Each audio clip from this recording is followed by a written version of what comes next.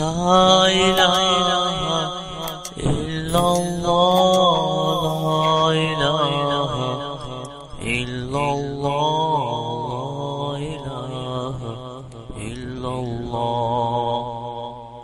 بسم الله الرحمن الرحيم. عن زيد بن أرقم رضي الله تعالى عنه قال قال أصحاب رسول الله صلى الله عليه وسلم يا رسول الله ما هذه الأضاحي؟ قال سنة أبيكم إبراهيم. الحديث رواه ابن ماجه. حضرت زید بن ارقم فرماتے ہیں صحابہ اکرام نے عرض کیا یا رسول اللہ صلی اللہ علیہ وسلم ان قربانیوں کی حقیقت کیا ہے؟ حضور علیہ الصلوۃ والسلام نے ارشاد فرمایا تمہارے والد ابراہیم علیہ السلام کی سنت ہے. قالوا فما لنا فیہا یا رسول اللہ. صحابہ نے عرض کیا یا رسول اللہ ہمارے لیے اس میں کیا اجر و ثواب ہے؟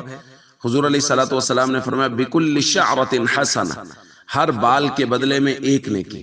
قالوا صحابہ نے عرض کیا یا رسول اللہ فالصوف، اور اون والے جانوروں کا کیا حکم ہے؟ حضور علیہ الصلوۃ والسلام نے فرمایا بکل شعرۃ من الصوف حسنہ، اون والے جانوروں کے بھی ہر بال کے بدلے میں ایک نیکی. تو دوستو قربانی کی حقیقت یہ ہے کہ یہ ہمارے جد امجد حضرت ابراہیم علیہ السلام کی سنت ہے، اور ہمارے لیے یعنی کم از کم اجر و ثواب یہ ہے کہ ہر بال کے بدلے میں ایک نیکی.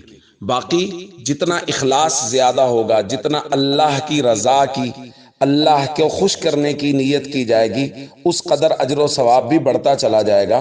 کیونکہ قرآن پاک میں بھی کہا گیا ہے لَن يَنَالَ اللَّهَ لُحُومُهَا وَلَا دِمَاؤُهَا وَلَكِنْ يَنَالُهُ التَّقْوَى مِنْكُمْ.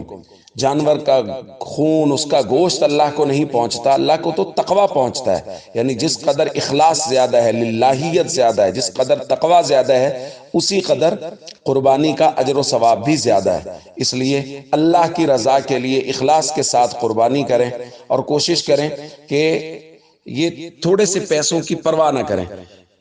جن کے حالات اچھے نہیں ہیں وہ قربانی نہیں کر سکتے تو وہ قربانی نہ کریں، لیکن جن کے حالات اچھے ہیں وہ یہ نہ سوچیں کہ یار ابھی فلاں جگہ انویسٹمنٹ کی ہوئی ہے، پیسے فی الحال دستی موجود نہیں ہے، کسی سے قرضہ پکڑ کے قربانی کر لیں. مسئلہ نہیں، اگر آپ صاحب نصاب ہیں تو پھر آپ قرضہ پکڑ کے قربانی کریں، یہ آپ پر لازم ہے، قرضہ آپ بعد میں واپس کر دیں گے.